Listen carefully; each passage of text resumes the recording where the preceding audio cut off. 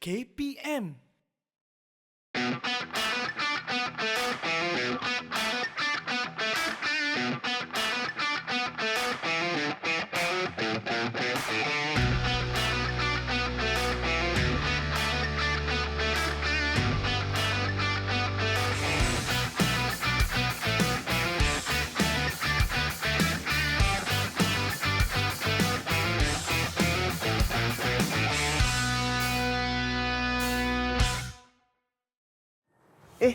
Ada Saja Akil dengan Konstebel Adam.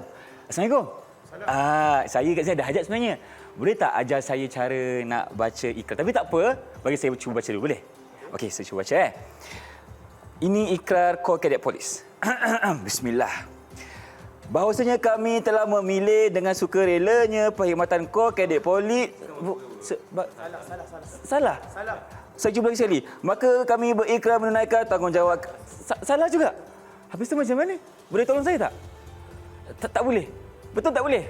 Tak apalah kalau macam tu saya minta tolong cikgu lah. Susahlah. Assalamualaikum.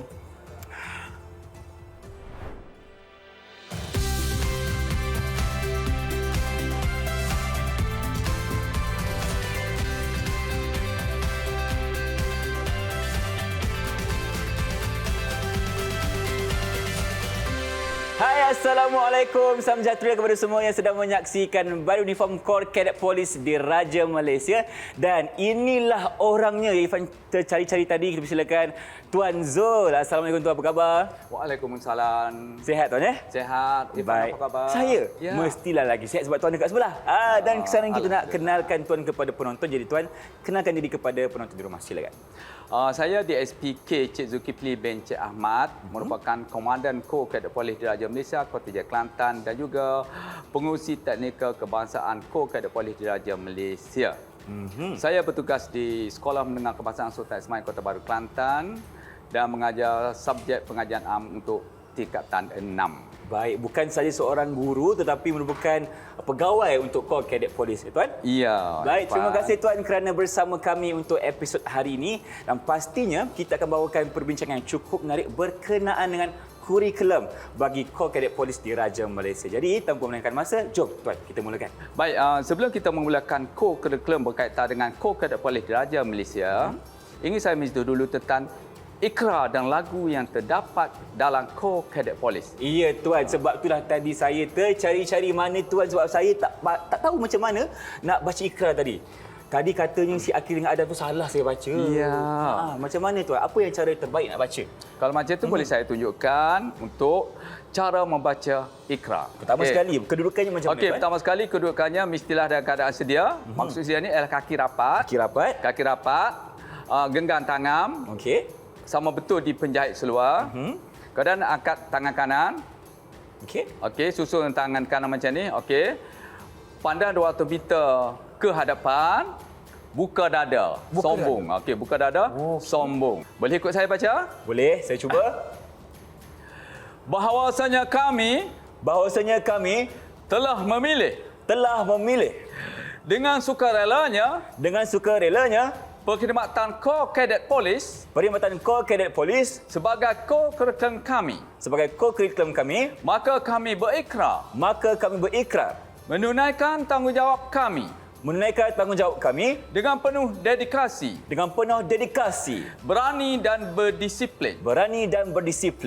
Kami berikrar menerima dan mematuhi sepenuhnya tata tertib Kor Kadet Polis, dan kami berikrar akan taat setia kepada raja, negara, perlembagaan dan pucuk pimpinan Kor Kadet Polis.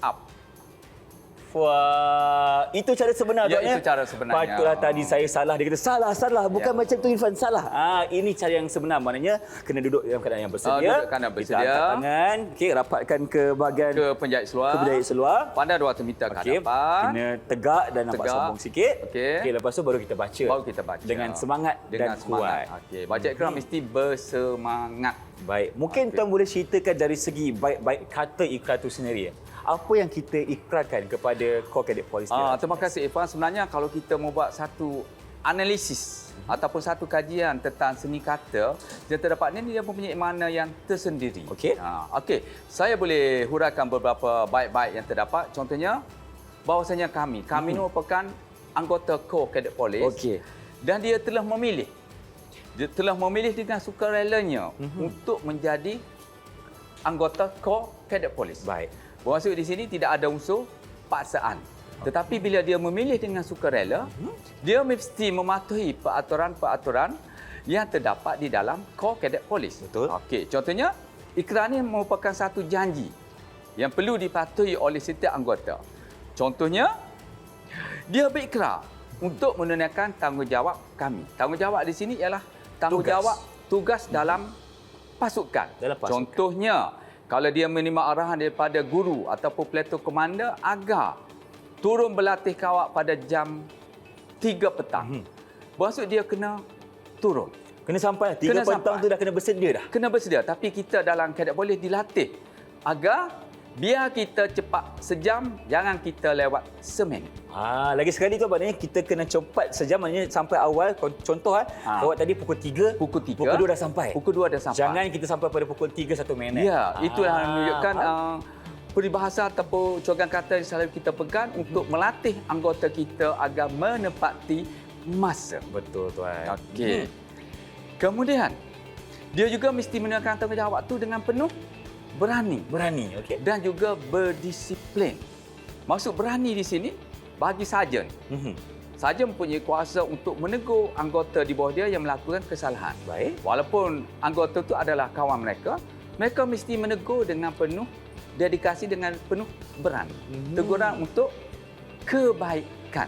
Tapi tuan, dari segi teguran itu bagaimana? Adakah teguran secara terus marah ataupun kena dengan seikhlas hati dan baik-baik sahaja? Ya, betul Irfan. Sebenarnya dalam teguran ini mesti tegur dengan cara yang berhemah. Betul. Contohnya kalau konstebel CA melakukan kesalahan, sarjan panggil. Okey. Okey, konstebel, anda telah melakukan satu kesilapan. Contohnya, kehadiran anda lewat seminit sepatutnya untuk pertemuan yang akan datang. Anda perlu awalkan sedikit. Itu maksud dia cara tegur yang berhemah. Okay. Bukan kita terus marah, menghardik, tetapi memberikan kata-kata motivasi untuk mereka melakukan yang lebih baik pada masa akan datang.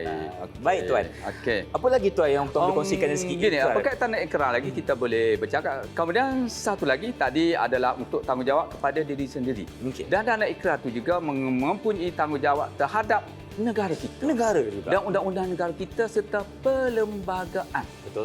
Okey, dah tengok dah. Jadi dalam baik-baik itu dia mengatakan bahawasanya kami berikrar menerima dan mematuhi sepenuhnya tata tertib Corps Cadet Police. Bermaksud segala arahan, segala aktiviti yang terdapat dalam Corps Cadet Police ataupun kurikulum yang terdapat dalam Corps Cadet Police, kita hendaklah mengikutinya bila diajar di sekolah-sekolah ataupun di lapangan ataupun di tapak-tapak perkhemahan. Baik tuan. Maksudnya di sini tadi kita boleh lihat di mana dalam ikrar Corps Cadet Police tu menekankan untuk kita patuh kepada segala undang-undang yang ada dan yang paling tinggi di negara kita iaitu Perlembagaan Persekutuan. Jadi itulah tanggungjawab sebagai seorang Cadet Police dalam Corps Cadet Police Diraja Malaysia. Itu dari segi ikrar untuk Corps Cadet Police ni, dan kalau boleh Ifan simpulkan sedikit, ikrar yang diberikan kepada mereka adalah ikrar yang sangat menyeluruh. Bukan sahaja kepada diri mereka tetapi mereka patut taat kepada negara, raja dan juga kita punya undang-undang di negara ini. Undang-undang serta pucuk pimpinan Corps Cadet Police. Baik tuan, terima kasih. Dan kita juga nak lihat kepada lagu tuan. Oh, betul lagu. Betul, sebab sekarang ni kita nak tahu mungkin dalam kurikulum ni ada lagu yang tuan ingin ceritakan, ada kongsikan, dan apakah kepentingan kita tahu lagu-lagu ni? Silakan. Oh, betul. Sebenarnya Ifan minat lagu kan? Mesti. Saya suka menyanyi tapi sedap berkaki. Ya, lagu dan irama tidak dapat dipisahkan. Betul tuan. Dan begitulah dalam Corps Cadet Police terdapat dua buah lagu yang selalu kita nyanyikan dalam majlis-majlis rasmi.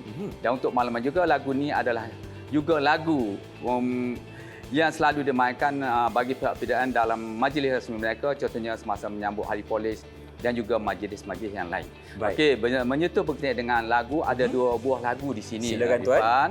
Lagu yang pertama ialah lagu Sedia Berkhidmat. Irfan pernah nyanyi tak?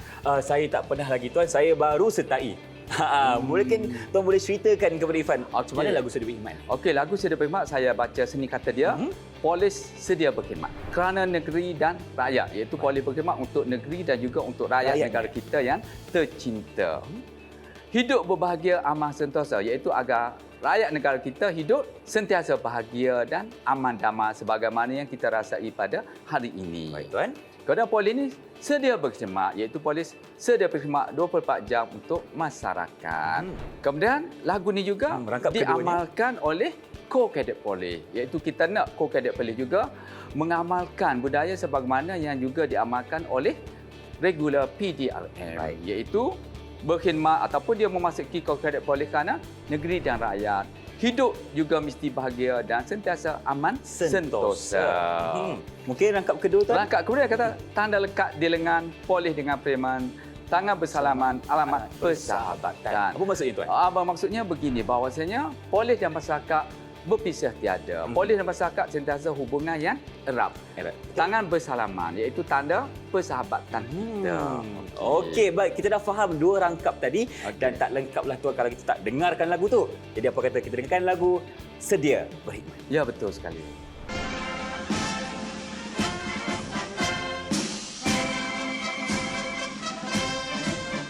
Polis sedia berkhidmat kena negeri dan rakyat hidup berbahagia aman sentosa. Polis sedia berkhidmat, polis sedia berkhidmat kena negeri dan rakyat hidup berbahagia aman sentosa. Polis sedia berkhidmat, lekat di lengan polis dengan preman, tangan bersalaman, alamat persahabatan. Polis sedia berkhidmat kena negeri dan rakyat hidup berbahagia aman sentosa. Polis sedia berkhidmat. Didik TV KPM.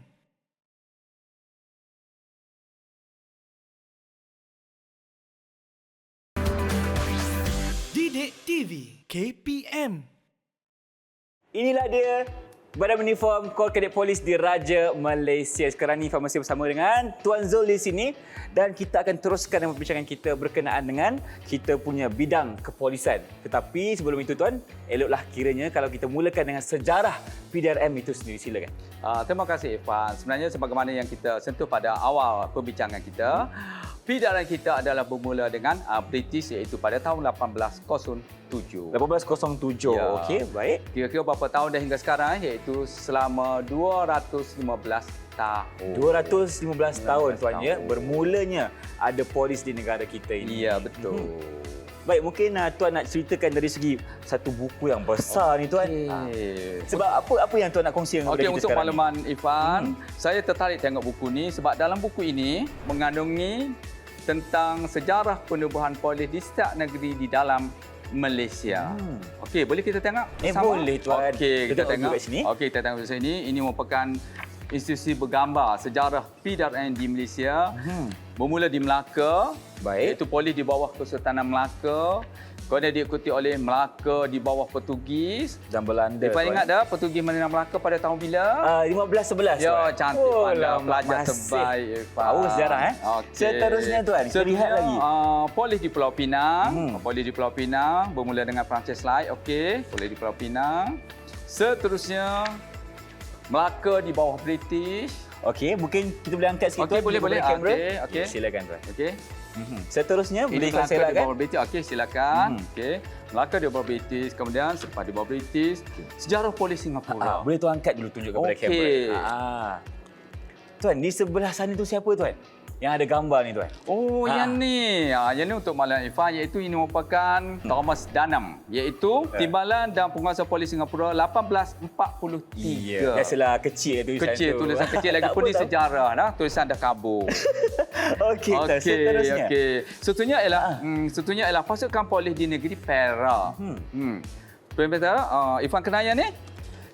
Kurang kenal lah tuan. Mungkin tuan boleh ceritakan siapakah beliau? Okey, yang ni ialah TCPD, iaitu Ketua Polis Perak pada tahun 1873 hingga 1874. Baik, dah ada maknanya tuan dalam buku ni Dah ada sejarah untuk semua negeri yang ada di Malaysia sekarang ni, tuan. Semuanya ada. Baik tuan. Sebab tadi kalau kita dah lihat kepada sejarah-sejarah dan juga bagaimana wujudnya polis di setiap negeri di Malaysia. Ya. Ifat tahu juga ketua polis negara kita. Ya, betul Ifan. Sejarahnya bagaimana? Okey, kalau kita tengok sejarah ketua polis di Malaysia ini merupakan sejarah yang panjang. Baik untuk Malemang, untuk kita berkongsi sejarah. Ifan tahu tak siapa ketua polis negara yang pertama kita pada masa itu? Yang pertama tuan? Ya.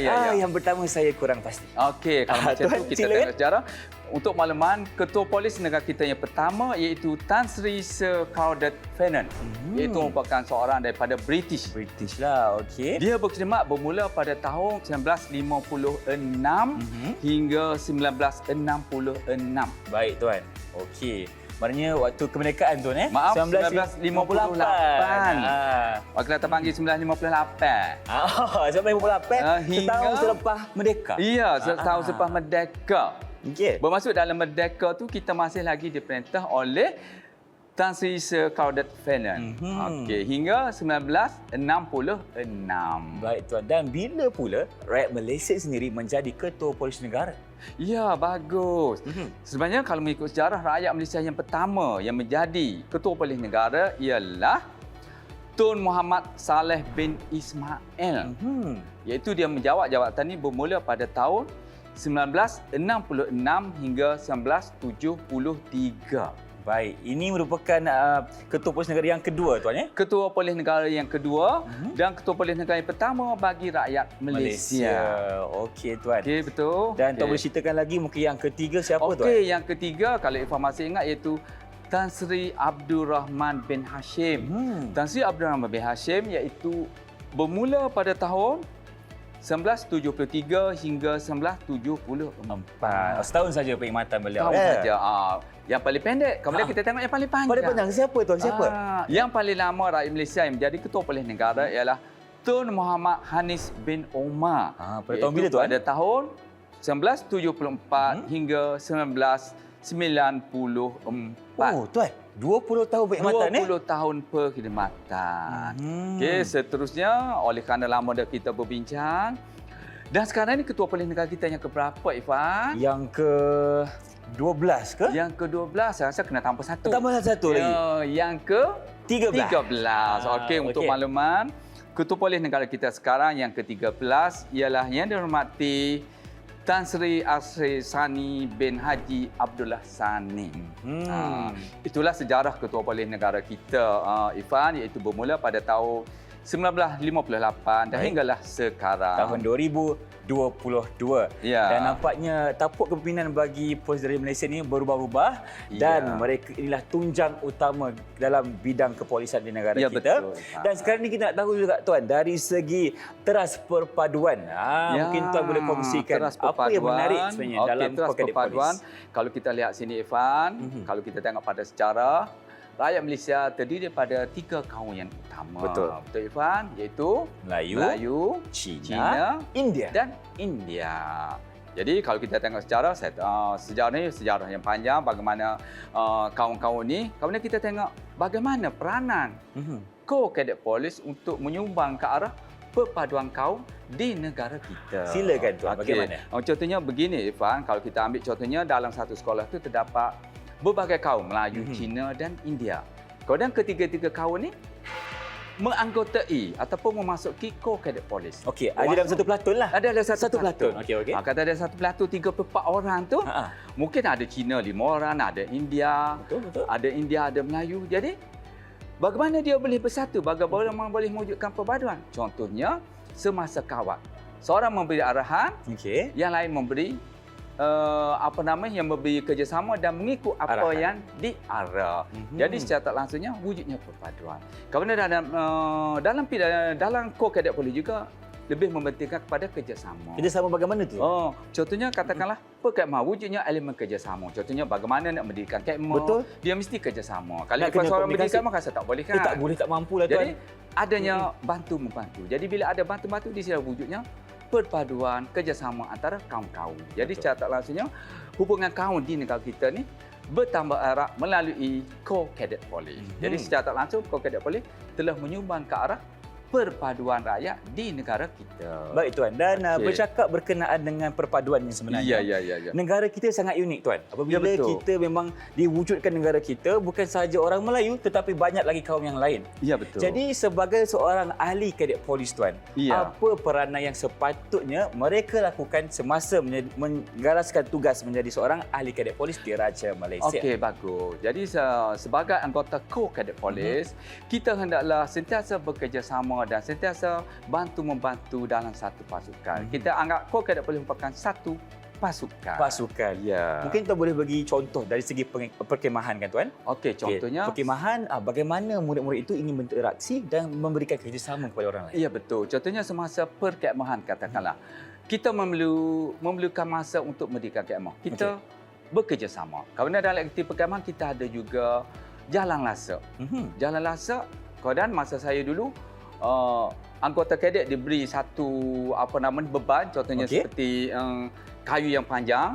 Kayu panjang itu perlu diusung oleh 10 orang. 10 orang. Bermaksud 10 orang ni perlu kerjasama. Mesti 10 orang itu sama-sama mengusung kayu tersebut ataupun dia panggil batang pinang. Batang pinang. Jadi secara tak rasanya wujudnya kerjasama sesama anggota. Betul tuan, sebab Okey. kalau kerja yang diberikan tadi itu memang sifatnya bukan secara individu, Ya, tapi betul. diberikan secara berkumpulan supaya mereka ini faham erti susah payah dan kerjasama itu sendiri. Ya tuan. betul.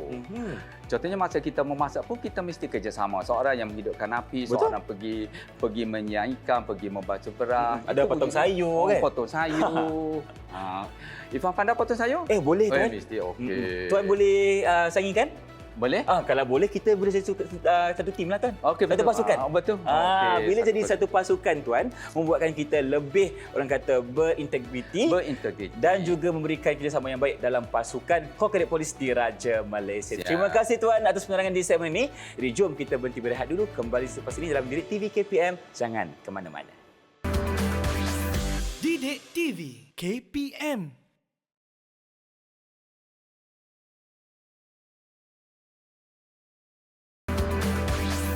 Didik TV KPM.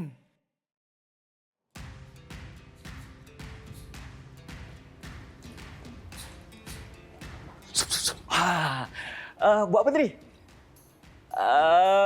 Boleh ajar saya tak? Saya ingatkan kalau kadet polis ni ada kawat je. Ada juga yang ni boleh buat. Kalau macam tu saya nak belajar sikitlah, boleh? Tak boleh? Nak kena cari cikgu juga? Tak apalah kalau macam tu. Assalamualaikum. Baik, bertemu kembali bersama kami dalam Badan Uniform Corps Cadet Police di Raja Malaysia. Tuan, tadi sebenarnya saya jumpa dengan sini saya, si Adam tu. Oh, si Adam ya? Dia ada buat seni mempertahankan diri. Saya ya. ingatkan kadet polis ni cuma ada kawat, berkemah je. Macam mana tuan? Oh, sebenarnya begini Encik Irfan. Sebenarnya dalam Corps Cadet Police ni kita ada juga satu kurikulum iaitu seni mempertahankan diri yang dinamakan SSP ataupun seni silat polis. Seni silat polis. Ya, seni ada silat punya. polis. Okey. Jadi untuk makluman, seni silat polis ni diajar juga kepada anggota-anggota Corps Cadet Police yang diketuai oleh jurulatih-jurulatih bertauliah daripada PDRM. Baik. Ya. Maknanya datang daripada polis induk ya tuan ya, dari Ya, PDRM dan daripada mengajar PDRM. di sekolah-sekolah. Ya, betul. Dan pada hari ini kita akan belajar berkenaan dengan jati diri dan keterampilan serta seni mempertahankan diri. Jadi mungkin tuan boleh mulakan apa itu sebenarnya jati diri. Okey, terima kasih Irfan. Sebenarnya dalam kurikulum kita pada malam ini ataupun pada kali ini itu berkaitan dengan jati diri dan keterampilan dan juga ketahanan diri. Baik, pertama kita sentuh tentang jati diri dan keterampilan. Bagaimana sifat ini boleh disemai dalam kalangan anggota Kor Kadet Polis?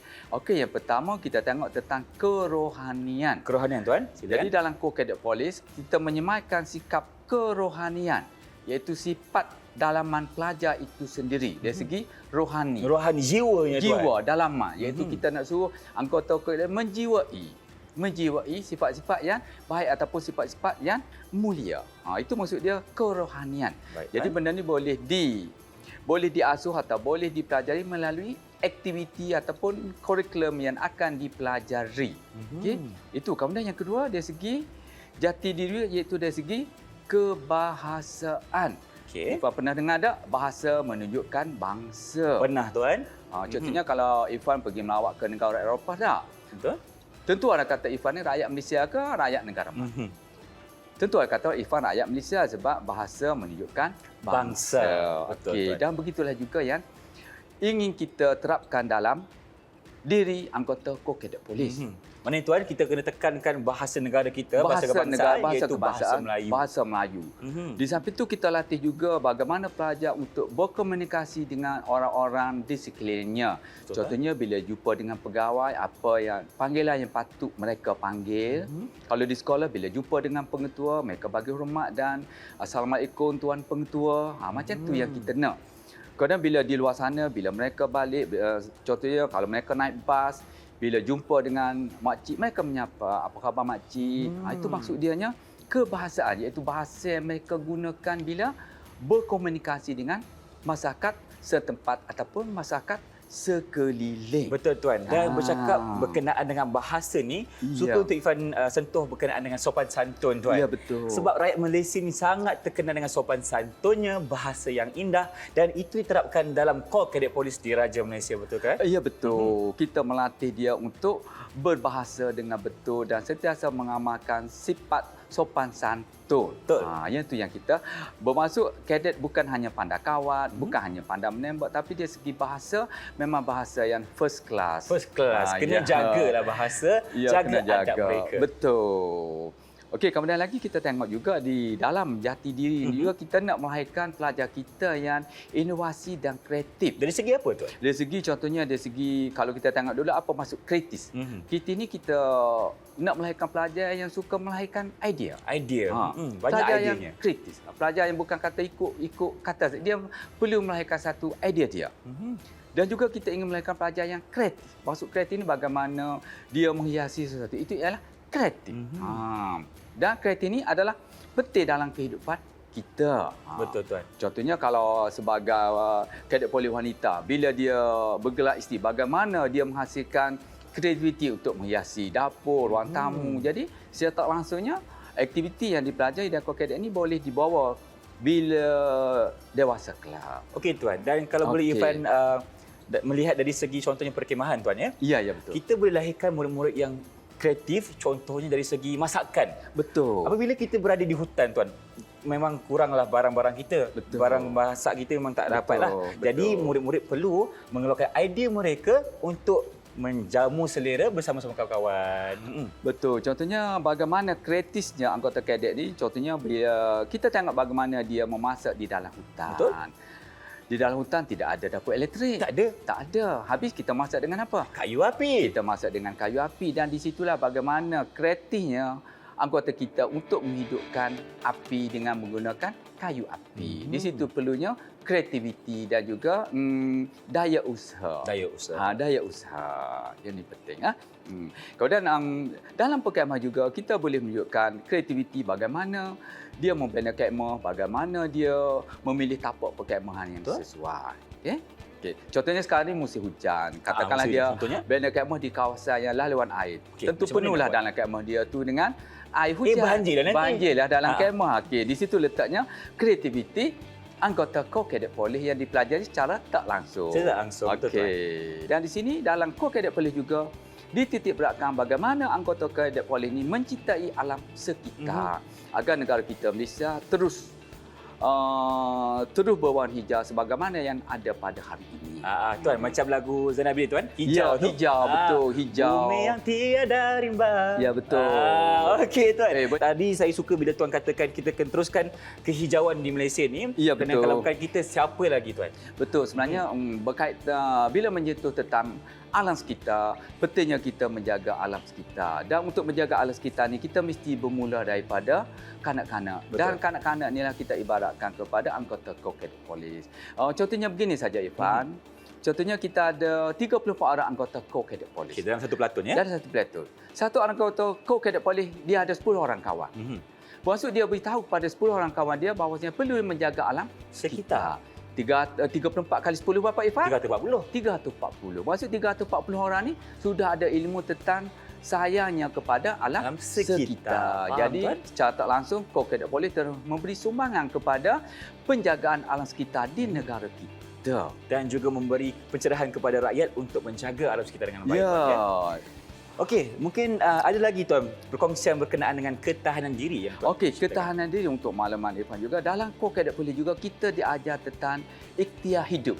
Ataupun dalam bahasa itu dia panggil survival. Survival lah. okey. Contohnya, bagaimana anggota Cadet Polis dilatih untuk survival.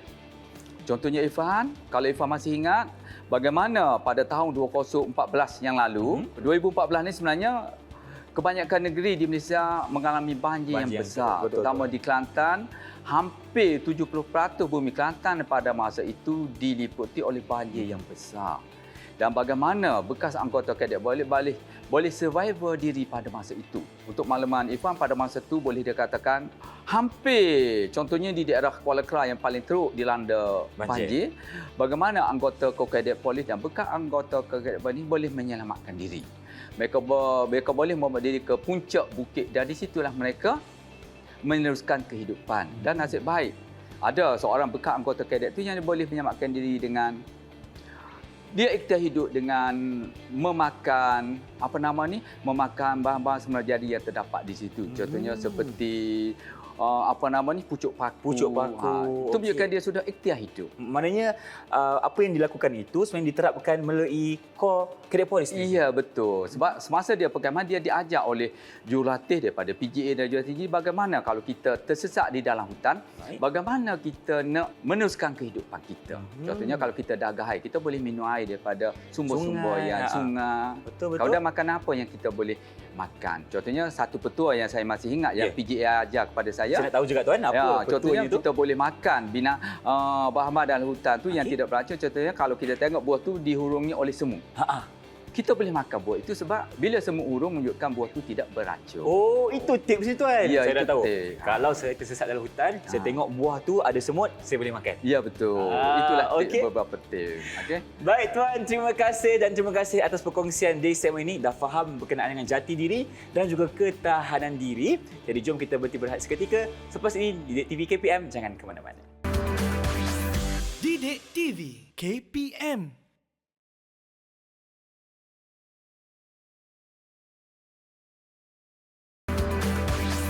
Didik TV KPM. Bersama saya dalam Badan Uniform Didik TV KPM. Sekarang ini kita masih membincangkan berkenaan dengan Kor Cadet Polis di Raja Malaysia. Dan sekarang ini Ifan bersama dengan Tuan Zul dan kita akan membincangkan dari segi khidmat masyarakat tuan. Bagaimana mereka ini memberikan sumbangan kepada masyarakat di sekeliling mereka. Silakan.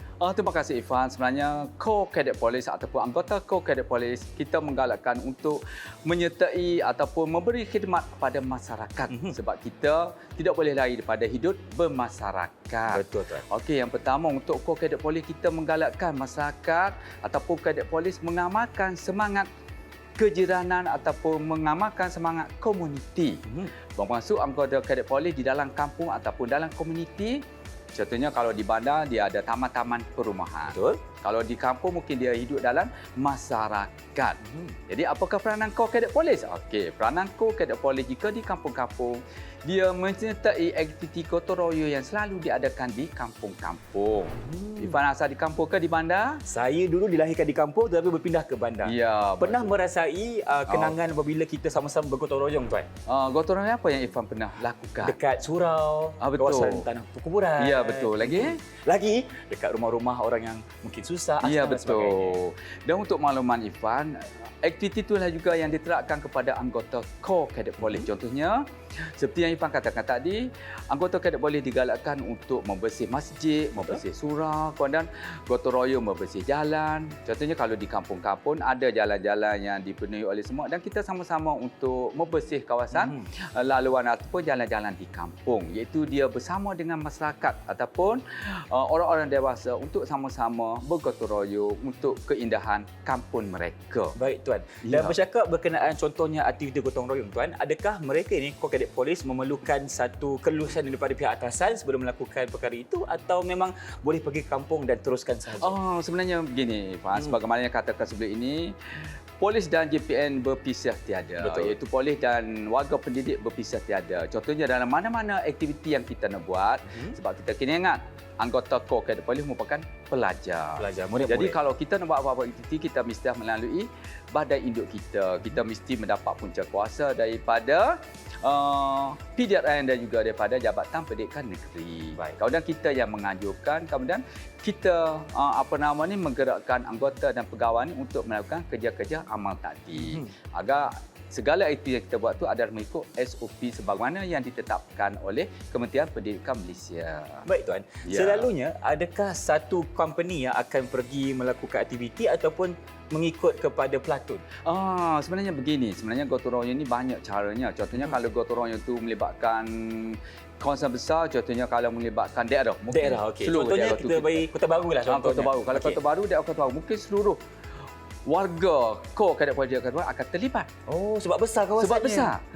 Katalah kalau di kampung, anggota Cadet Police di daerah itu saja yang terlibat. Contohnya katalah kalau di Mahligat. Okey. Di kampung Mahligat, cuci masjid di Mahligat. Maksud anggota Cadet Police daripada masjid sekolah menengah Melo lah yang terlibat. Contohnya. Begitulah yang kita buat ya. Yang pentingnya semua aktiviti ini ataupun semua anggota kadet ini melibatkan dari aktiviti kemasyarakatan. Baik, tuan. Itu Ya. dari segi aktiviti kemasyarakatan. Ya, Dan kemasyarakatan. bagaimana pula dari aspek alam sekitar? Ya, contohnya alam sekitar di sini. Sebab kita tahu alam sekitar ni yang paling penting, kita mesti menjaga alam sekitar.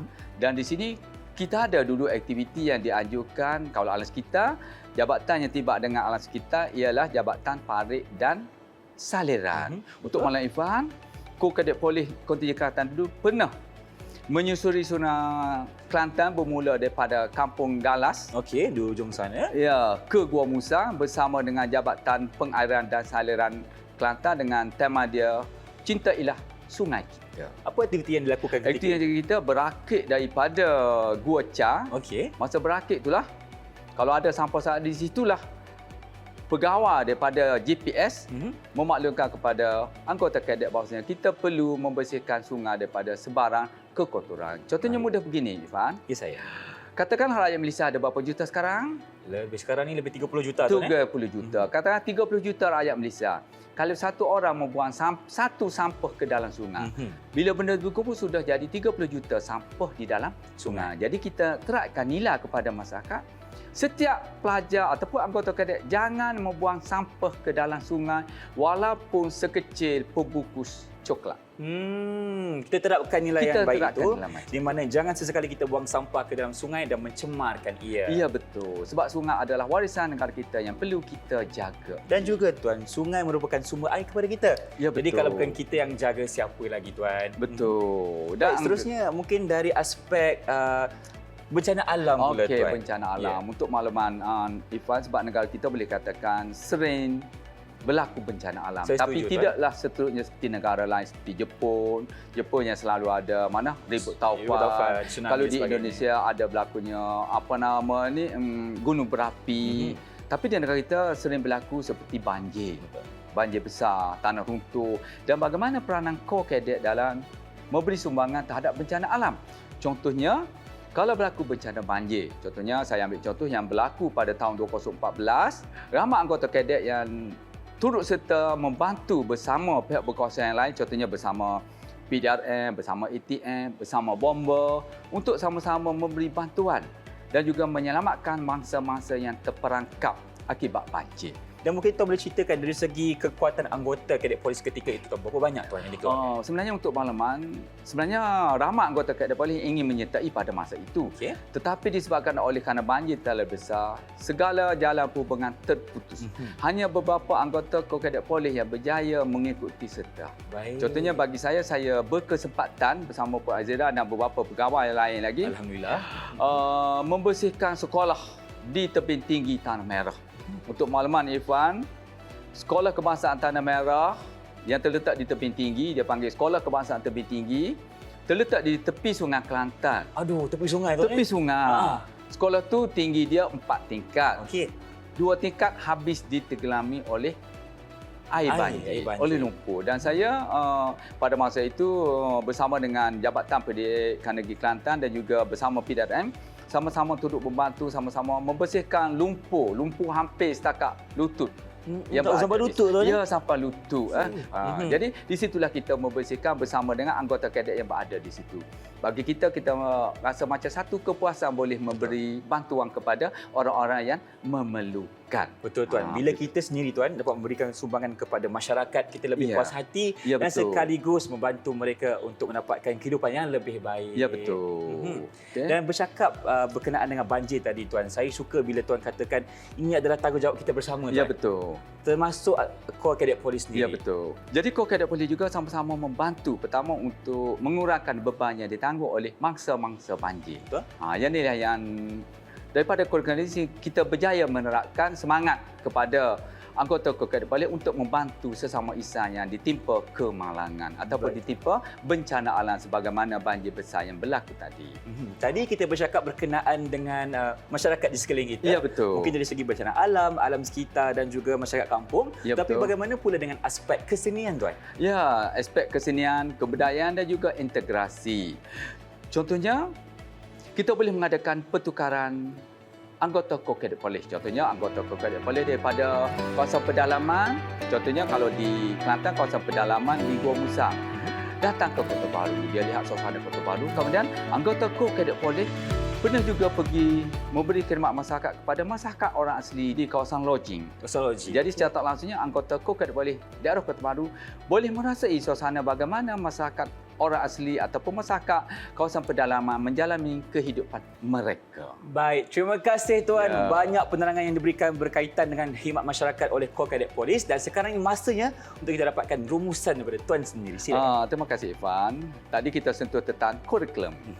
Sebenarnya saya berharap kepada anggota Kor Kadet Polis dan juga pegawai kanan Kor Kadet Polis, kita ikutilah kurikulum yang dianjurkan oleh Kementerian Pendidikan Malaysia dan juga oleh PDRM kerana daripada kurikulum tersebut kita dapat membentuk jati diri dan keterampilan pelajar kita. Melalui kurikulum tersebut kita membentuk keterampilan anggota Kor Kadet Polis Diraja Malaysia. Itu saja. Baik, terima kasih lagi sekali kepada Tuan Zul kerana bersama Irfan hari ini berkongsi kepada kita cara untuk seorang kadet polis untuk menjadi lebih baik dan kita mengharapkan lebih ramai orang untuk mengikut Kor Kadet Polis. Boleh, Tuan, ya? Ya, betul. Dan kita harapkan ilmu yang telah diberikan memberi manfaat kepada semua yang menonton. Tetapi sebelum kita berpisah, kita berikan satu persembahan yang cukup istimewa dengan lagunya Sang Saka Biru.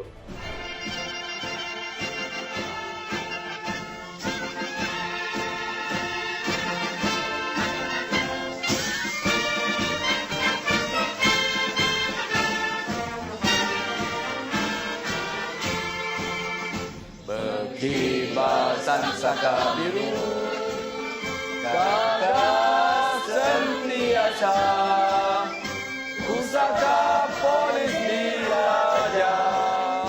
Inilah azimat kita. Saka biru, warna mulia, tanda setia.